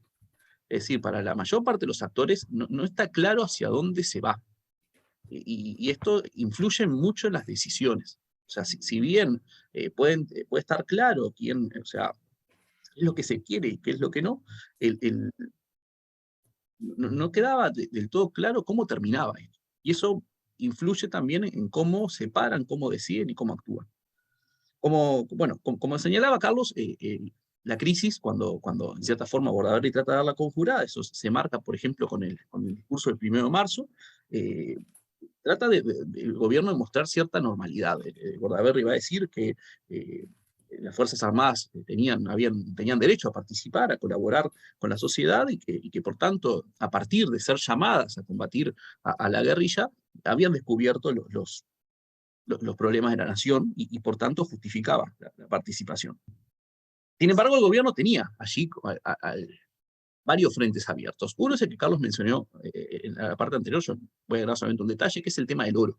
O sea, la venta de oro que se anuncia en marzo genera algún tipo de disputa, por un lado, porque se entiende que se le mintió al Parlamento. O sea, que no se informó al Parlamento que es una acción a espaldas, y por otro, porque es una acción que no se informó en los documentos que presenta el Poder Ejecutivo en febrero en el Estado de la Nación. Los documentos, en los balances que presenta el Poder Ejecutivo, el 20% del oro, que es lo que habían vendido, figuraba todavía como en posesión del Estado. Es una situación que genera cierto escándalo, pero también esa discusión, esa disputa en pedidos de juicio político, etcétera, marca también una fractura que tiene todavía el sistema partidario, y es que afecta no solamente al gobierno, sino que también afecta a Unidad y Reforma. El quincismo se encuentra en una posición difícil porque la venta se hizo bajo el periodo Forteza en el Ministerio de Economía. Por tanto, también es acusado su sector y siente solidaridad, por lo menos con el ex ministro, para defenderlo. Un detalle en estas cuestiones, como pensando en el periodo siguiente, la venta esta escondida del oro del 72, que se hace para tratar de paliar la situación de balanza de pagos, parece dejar una fobia bastante grande a tocar las reservas de oro. Va a ser un foco de discusión bastante grande en dictadura acerca de si se pueden tocar o no. Uruguay va a mantener una reserva de oro bastante grande, por ejemplo, a Ramón Díaz le va a dar bastante caspa esta cuestión de que el gobierno se niegue en muchas ocasiones a tocar las reservas de oro, que es como parece un efecto de la discusión que se había dado. Inclusive el gobierno no las toca cuando la tablita peligra en el año 82. O sea, allí todavía se sostiene esta cuestión de mantener la reserva de oro. En ese contexto, a finales de marzo, las Fuerzas Armadas emiten otro comunicado. En realidad emitieron muchísimos comunicados. Este comunicado de finales de marzo es el comunicado 775, y allí plantean varias cosas que marcan un poco el tono de la participación militar. Por un lado, reivindican los comunicados 4 y 7, que, como señalaba Carlos, marcaban el plan político, marcaban en algunos aspectos lugares, podríamos decir, bastante comunes, por lo menos de la discusión programática o de los planteos a nivel de plan de desarrollo, de acción de los actores políticos, pero empezaba a marcar algunas distancias o atacar de forma más dura a los partidos. Por un lado, acusaba que los partidos no habían respaldado a Bordaberry, se habían mantenido en silencio, y empezaba a elevar el tono con el ataque a la corrupción. O sea, obviamente esto no era una novedad, sino que era simplemente un volver al asunto de la denuncia sobre la corrupción de los políticos y los beneficios que los políticos tenían y que usufructuaban como parte de su función. Y en eso inclusive llegaron en la misma conferencia a mostrar los políticos que no habían devuelto los préstamos que recibían para las elecciones del 71. O sea, hay como un ataque bastante duro a a la acción política. Y esto se enmarca en algo que decíamos la vez pasada, que refiere a la visión que los mandos militares compartían, sin importar un poco la interna, que ahora nos meteremos a ver un poco en el ejército, de que derrotada la guerrilla, llegaba el turno de enfrentar a aquellas fuerzas que impedían el desarrollo de la nación. Y eso implicaba atacar a aquellos actores que, por ejemplo, practicaban la corrupción. Donde habían empresarios, habían políticos. Entonces, dentro de esta mirada, parte de la doctrina de seguridad nacional, el comunicado iba hacia la línea de marcar, identificar a los políticos como un problema. Esto es interesante porque acá, si uno mira los papeles de la embajada francesa, los tenemos publicados gracias a estas colecciones que publican en Nahum, en este caso con Camille Gapin. Parecería que también el comunicado este que se da en marzo, al final de marzo, el 775, muestra un poco que se va dilucidando la interna del ejército. Es decir, allí tenemos la cuestión de la interna militar. La interna militar es en muchos aspectos difícil de seguir, porque hay que seguirla a través de documentos indirectos, de movimientos, de cuestiones un tanto simbólicas, pero bueno, en este caso los informes diplomáticos a veces nos permiten acercarnos a ver qué está pasando allí, y parecería que este comunicado da muestra de que empieza a predominar una línea más derechista, más brasileña, la llaman los franceses, en el sentido de que buscan un endurecimiento represivo, o sea, un camino que implica la salida del marco constitucional definitivamente, pero en una clave también de represión a los movimientos, a la sociedad organizada, a los movimientos sociales. O sea, implica un desplazamiento que parece ser a esa altura ya bastante definitivo, aunque todavía seguirá un poco hasta el 74 en discusión, de la línea que podía pensar en algún tipo de alianza con los actores, con los sindicatos. Por ejemplo, y pensando en la embajada identifica al general Gregorio Álvarez y a oficiales más jóvenes. Más allá insisto, de lo difícil de acercarse a la interna militar, es claro que empieza a predominar una línea que aleja cualquier opción de colaboración con la CNT. Carlos decía hace un rato que el 29 de marzo va a haber un paro de la CNT, el paro por busca de soluciones, y días después la Junta de Comandantes va a decir que el camino de la CNT y de las Fuerzas Armadas son irreconciliables. O sea, se podían entender los puntos que compartieran en torno a los comunicados 4 y 7, pero no había posibilidad de colaborar, dado que los militares, las Fuerzas Armadas, le negaban a la CNT la posibilidad de tener un rol político. Debían concentrarse en trabajar y no hacer paros. En este marco, también es interesante visualizar que parece haber influido, y esto va a pasar nuevamente en el 74, la propia figura de Bordaberry. Bordaberry, insisto, sobrevivía a la crisis de febrero, pero también tenía en parte su lugar debilitado, y por tanto va a tender a operar más a favor de la línea de derecha militar que contra la otra opción. O sea, insisto, ninguna de estas líneas es constitucionalista. Esa opción ya había desaparecido años atrás, pero también tenían discusiones en torno acerca de cómo procesar ese camino de asalto del poder. El punto que empieza a ser más discutido en la relación de esta alianza con los otros actores, una vez pasado este ataque a los partidos por las Fuerzas Armadas, es el proyecto de ley que tiene el gobierno sobre el marco de seguridad. El gobierno plantea un proyecto de ley llamado Ley de Estado Peligroso. El nombre es tan impactante que poco tiempo después le cambian a Ley de Consolidación de la Paz. O sea, le buscan un nombre bastante más amigable, pero que supone una norma que establece la posibilidad de que el Poder Ejecutivo pueda suspender garantías sin control parlamentario, y que la opción represiva pueda ajustarse subjetivamente a la persona sospechada de ser peligrosa para la nación. O sea, le daba amplias potestades represivas al Poder Ejecutivo bajo el argumento de la legítima defensa del Estado. Y en este sentido se tendía a argumentar, bueno, la guerrilla está derrotada, pero hay que tener herramientas para poder prevenir su resurrección. O sea, cómo pudiera volver. Esta ley de consolidación de la paz, o de estado peligroso, es una demanda importante del gobierno para poder terminar con la dependencia del Parlamento respecto a la suspensión de garantías. Es decir, desde el año 72 el Parlamento renovaba periódicamente la suspensión de garantías y eso facilitaba el marco represivo. Pero la ley proponía salir. El Partido Nacional, especialmente el directorio del Partido Nacional, que en realidad cuando uno habla del directorio del Partido Nacional está en manos del wilsonismo, va muy rápidamente a rechazar este proyecto de ley, lo va a considerar directamente totalitario, y va a empezar también a denunciar, como varios actores, que es un camino que lleva al país hacia un gobierno de fuerza. El punto donde todavía quedaba un margen de dudas es en el quincismo.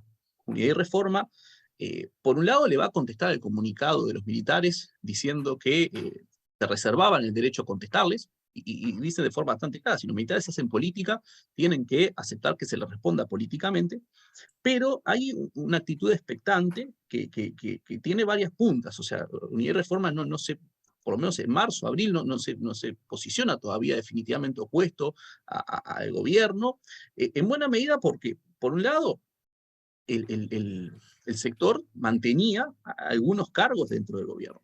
O sea, esto lo hemos señalado la vez anterior, la OPP, para señalar el ejemplo, pero también hay otros organismos del Estado sin rango ministerial, donde Unidad y Reforma mantenía jerarcas. Por el otro, y esto parece ser parte de esa incertidumbre que recorre el año 73, Unidad y Reforma parece estar viendo o buscando la opción de poder retornar al gabinete. Porque es un punto donde pueden intervenir en la decisión política. Y allí es interesante ver que en el quincismo predominaba la preocupación por la cuestión económica. O sea, el quincismo, cuando diga, bueno, la cuestión es entre la libertad y el despotismo, bueno, esto es una cuestión política, pero también es una cuestión económica.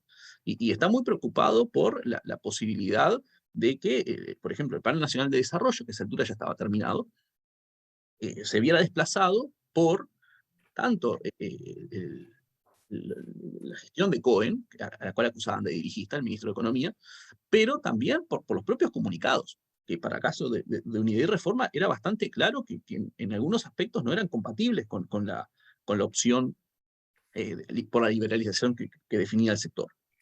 Entonces, en ese sentido, todavía parece difusa la posición de Unidad y Reforma. Claramente, como decía Carlos, en el caso del Frente Amplio, ante la arremetida militar empieza a crecer como la posición, especialmente vía Seregni, de rechazar la posibilidad de una tutela militar, pero no dejaba de haber allí siempre cierto gris, para decirlo de una manera, en la continua afirmación de que la disputa era entre oligarquía y pueblo, y esto dejaba cierto margen abierto. Más allá de que aquí hay otra cuestión que pesa en la posición del Frente Amplio, y es que, bueno, en el caso de Seregni era militar, y habían otros militares constitucionalistas que ya estaban pasados a retiro, y que no tenían ningún tipo de expectativa respecto a la posibilidad de una alianza con militares que estuvieran afines a colaborar con fuerzas de izquierda. Allí hay un diálogo que es entre unos militares constitucionalistas, yo no me acuerdo si es Montañés o Aguerre, Carlos, no sé, capaz que vos recordás que Corseñac va, el abogado, va en febrero a visitar la prisión, le dice que bueno, que se quede tranquilo, que ahora van a llegar al poder con una alianza con los militares, y Aguerre o Montañés, uno de los dos oficiales, le dice: doctor, usted sabrá mucho de derechos, pero de milicos no sabe nada, como en la referencia de que los militares constitucionalistas y aquellos que estaban en el Frente Amplio en cargo de conducción tenían claro que las posibilidades de algún tipo de entendimiento duradero con oficiales militares era más ilusoria que real. Tengo idea que fue Aguerre, pero es la idea que tengo, ¿viste? También tengo la confusión, no lo tengo claro, pero me parece que Aguerre fue el que hizo esa gran... Seguro que el diálogo es con Corseñac, y seguramente sea Aguerre porque es el que escribió el libro Hermano, trabajaremos de preso, que son las memorias de la logia, lo que es la logia de 1800, no, la Constitución o Muerte. En la práctica, el escenario es confuso y es inestable. A esto se suma la necesidad de Bordaberry de ir creciendo en posición política. Y allí, a finales de marzo, Bordaberry hace un ataque público bastante duro contra Ferreira. lo va a acusar de ser jefe, de acercarse, de ser jefe de un sector que se está acercando a la coalición bolchevique Tupamara, en referencia a Sereni, que es en este marco de lo que señalaba Carlos. Este ataque de Bordaberry a Ferreira es parte de ese endurecimiento público que trata de manifestar el presidente para buscar, en cierta forma, sobrevivir políticamente y concentrar algo de autoridad. Lo cual, al mismo tiempo, va quebrando los pocos puentes que mantenía con el Partido Nacional, especialmente con el bolsonismo, pero ya con algunos sectores más. 31 de marzo, el gobierno logra que el Parlamento vote una prórroga por 60 días de la suspensión de garantías. Esta prórroga es importante, va a ser a la postre la última que vota el Parlamento, pero es también importante porque muestra la creciente fragilidad del respaldo parlamentario.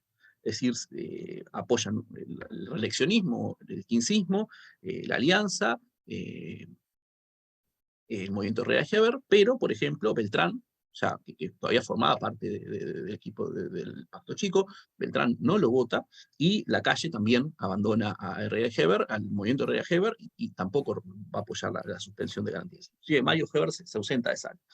Esto implica que el Pacto Chico, que le daba en buena medida el respaldo al gobierno como para poder continuar la gestión gubernamental, empieza a hacer agua.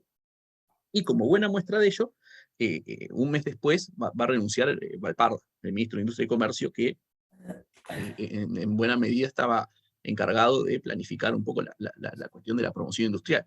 Es interesante que cuando Valparda renuncie, va a señalar que, bueno, que él manifestaba mucha estima personal por Bordaberry, pero que no estaba dispuesto a seguir con una gestión que tendiera a los partidos políticos. O sea, en ese sentido empezaba a verse más claro el rumbo de colisión entre esta alianza civil-militar y el Parlamento. En ese marco, a fines de mayo, el asunto clave pasa porque Unidad y Reforma declara que no va a apoyar la ley de consolidación de la paz, ni que tampoco va a volver a apoyar una suspensión de garantías. Acá esto es un punto importante, tanto por el derecho como por los motivos. Que Unidad y Reforma tome esa posición pública deja al gobierno prácticamente sin chances de poder aprobar estas medidas, al mismo tiempo que lo deja en una situación parlamentaria extremadamente frágil, o sea, con una capacidad de bloqueo de medidas duras, pero sin capacidad de aprobación de nuevas normas. Y al mismo tiempo entra en juego otra cuestión que está por detrás en la negociación política, que es el rechazo del gobierno, y especialmente esto vía la presión militar, a designar a los nuevos directores de entes que estaban en discusión desde buena medida desde el año 72. O sea, quiénes iban a integrar los directorios de entes, servicios descentralizados y demás cargos estatales. Vía la presión militar, Bordaberry quería que los partidos presentaran, especialmente la 15, por ejemplo, presentara a personas que no tuvieran militancia política, ciudadanos sin militancia política. En buena medida, esto prefigure, es interesante, el concepto de civil que va a manejar la dictadura. O sea, personas que no tengan militancia política, que tengan honestidad y idoneidad en la visión del régimen. Este requerimiento que hace el gobierno a Unidad de Reforma, también se lo hace el reeleccionismo, también se lo hace el Partido Nacional, los sectores del Pacto Chico, es extremadamente problemático porque contraviene las prácticas políticas precedentes. Es decir, en el uso político cotidiano que venía establecido en el país desde décadas para atrás, en buena medida los directorios de los entes eran espacios como de resguardo de dirigentes que o no habían tenido éxito electoral, o que eran en buena medida segundas líneas, actores que tenían algún peso electoral, pero que no llegaban al Parlamento como tal. Por lo tanto, el pedido de que no se contemplara estas figuras era un problema como para el funcionamiento interno de los partidos. Aparte, esto iba unido a que Bordaberry y las Fuerzas Armadas, especialmente por presión de estas últimas, dejaban claro que en los directorios se iban a designar militares. O sea, la cantidad de cargos a repartir se iba a ver disminuida por la presencia militar, y además esos cargos no se podían asignar a los que usualmente se designarían en esos lugares. Entonces es interesante porque no solamente genera tensiones en Unidad y Reforma, genera tensiones en el reeleccionismo. O sea, para los partidos, en ese sentido, más allá de su trinchera ideológica, tenían prácticas que eran comunes, que tenían, insisto, largo asidero. Por lo tanto, allí hay un punto importante. Un detalle interesante, también pensando en lo posterior, ahí hay un punto de confluencia que va a ser muy caro entre la posición del gobierno respecto a quiénes pueden integrar los directorios y los partidarios del liberalismo económico. Los partidarios del liberalismo económico en ese marco van a estar como muy fascinados con la idea de que no se deje participar a los jerarcas políticos en los directorios y que se piensen personas que tengan mayor formación o sea, todavía no estaba para muchos de ellos la idea tan clara de la privatización, eran más afines aún a la noción de mejorar la eficiencia o racionalizar los servicios. En la práctica, tras en cierta forma, de defección parcial de Unidad y Reforma, el gobierno queda en una situación bastante frágil. Y en ese contexto llega el 31 de mayo, que es el vencimiento de la suspensión de garantías. Y allí el gobierno debe decretar medidas prontas de seguridad porque no cuenta con los votos como para poder aprobar una nueva suspensión. Esto el decreto de medidas prontas de seguridad, que se fundamenta en la necesidad de mantener detenidos a personas que aún no habían sido juzgadas por la justicia militar y también limitar la prensa, y además de los ilícitos económicos que estaban como en la vuelta desde el año 72, el retorno al uso de las medidas prontas de seguridad tenía como varias facetas. O sea, por un lado era retornar al modus operandi del gobierno de Pacheco, pero pensando en lo que no había podido aprobarse, por ejemplo, la suspensión de garantías, implicaba también un síntoma de debilidad parlamentaria bastante claro. O sea, el gobierno quedaba allí a merced de lo que pudiera pasar en la Asamblea General, que podría o no levantar estas medidas prontas de seguridad, dado que su aplicación traban la falta de respaldo. En ese sentido, creo que una vez más queda muy explícita la situación de Unidad y Reforma que en ese marco incierto no está jugándose aún y un poco va a pasar más adelante, a oponerse frontalmente al gobierno, sino que busca, de alguna forma, uno diría, subirse el precio. Es decir, destacar el poder propio, el poder de daño, y poder ver si se puede negociar un retorno al gabinete o a mejores posiciones, más allá de que, que el discurso iba creciendo, la dureza del discurso que insiste. Jorge Valle a principios de junio va a decir que, de forma muy clara, que el rechazo a los políticos era el rechazo a los partidos, y que el rechazo a los partidos era el camino hacia una dictadura. Y que por tanto el gobierno tenía que allí la lista 15 va a definir qué es lo que apoyaba y qué es lo que no apoyaba del gobierno. A esto se suma que la campaña o el proceso de búsqueda de irregularidades y de corrupción continúa. O sea, hay en ese sentido una campaña bastante activa en torno a ver corrupción política, y esto golpea a un intendente. A las intendencias en lugares donde había cierta, en algunas, no todas, pero había cierta disprolijidad administrativa, y esto golpea al intendente de Paysandú, Garracino, un quincista, que no defienden ni los quinsistas. Es increíble, o sea, lo destituyen sin demasiada resistencia, y es interesante que Jorge Valle va a Paysandú a plantearle a Garracino que renuncie a esto. O sea, hay como un intento allí de salvar o de cuidar, o tratar de salvaguardar, más que cuidar, la imagen del sector que no precisaba la aparición de alguna denuncia, alguna mancha más de corrupción. Y además, por si esto fuera poco, también continuaban la represión, y dentro de la represión y la detención, las torturas. Y también muere por allí un detenido, Óscar Fernández Mendieta, que junto con su muerte desata una situación bastante particular. Se vota una interpelación al ministro de Defensa, a Ravena. El senador Terra, del Partido Demócrata Cristiano, dice de forma bastante clara, claro, ¿qué va a poder responder Ravena? que en buena medida no tiene ningún tipo de autoridad. O sea, esto que decía Carlos, sobrevivió muchísimo tiempo en buena medida porque parecía tener mucha capacidad de interpretar los designios militares y no oponerse a ellos. Y Ravenna lo que responde es que, bueno, se sentía ofendido por la posición por lo que había dicho el senador Terra, y hasta que el senador Terra no se dirigiera no iba a concurrir al Parlamento. Esto que sucede allí en junio es problemático, porque marca también como un alejamiento respecto a cierta práctica constitucional que hasta ese momento se había mantenido. En ese contexto empieza a aparecer la cuestión de los desafueros y los contactos con los tupamaros. En particular, la cuestión del contacto de políticos con tupamaros era extremadamente espinosa. Primero porque era difícil que algún sector pudiera decir nosotros no tuvimos contacto. O sea, en el sentido de conversaciones, diálogos o encuentros, probablemente todos los sectores y muchos dirigentes políticos tenían en ese sentido alguna experiencia pasada.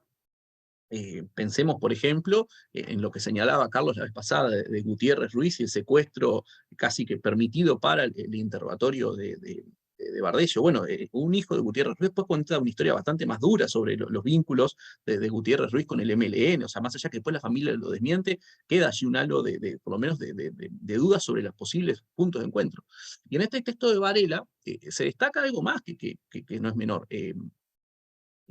Fleitas, cuando fue ministro en el periodo de la crisis de agosto del 70, también va a llevar adelante alguna conversación en Punta Carretas con dirigentes tupamaros presos.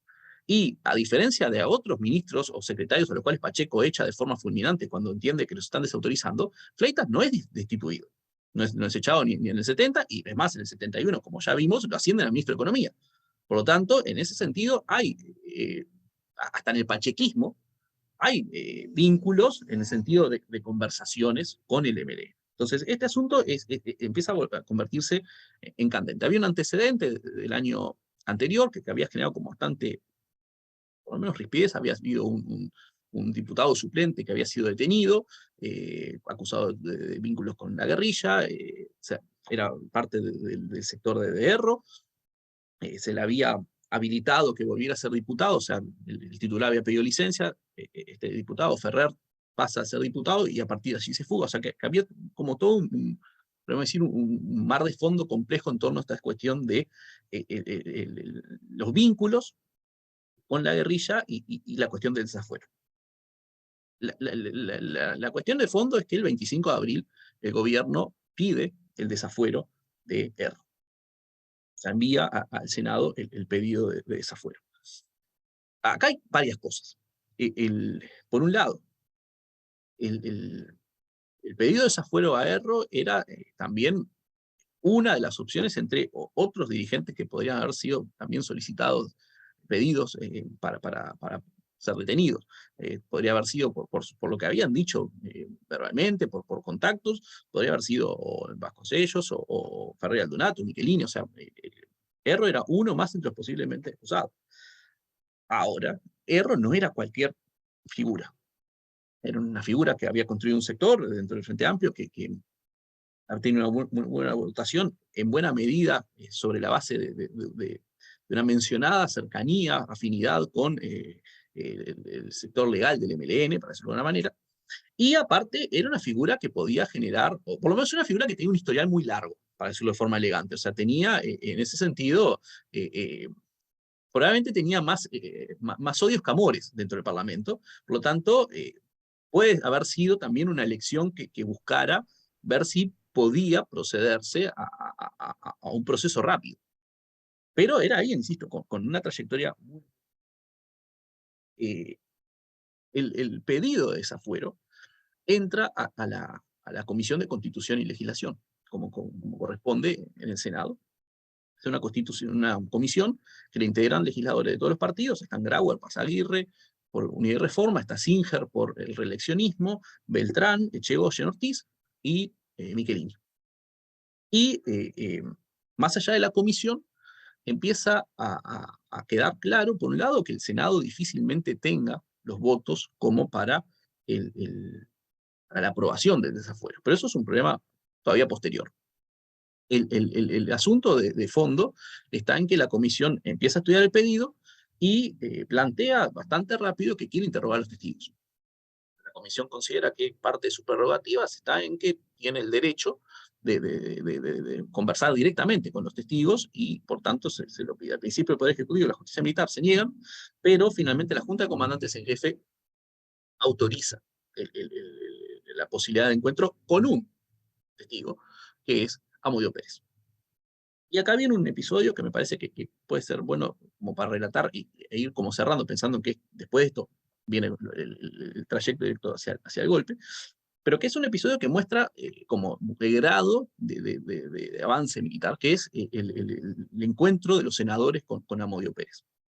Se van a dirigir al Instituto Militar de Estudios Superiores, es un interrogatorio en el cual van a hacerlo frente a oficiales, un oficial por arma y el jefe del Servicio de Inteligencia de Defensa, que es el coronel Ramón Trabal, y el ministro de Defensa, Ravena.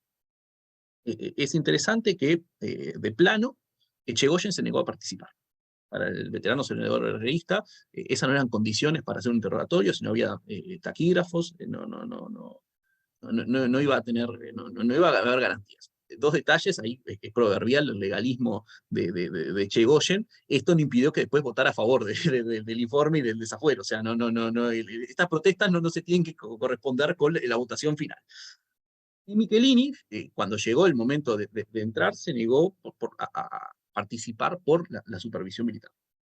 El interrogatorio tiene un incidente bastante sonado, porque se da la conversación frente a los oficiales, pero en un momento el senador Dado Ortiz le pide a Amodio Pérez que escriba un papel.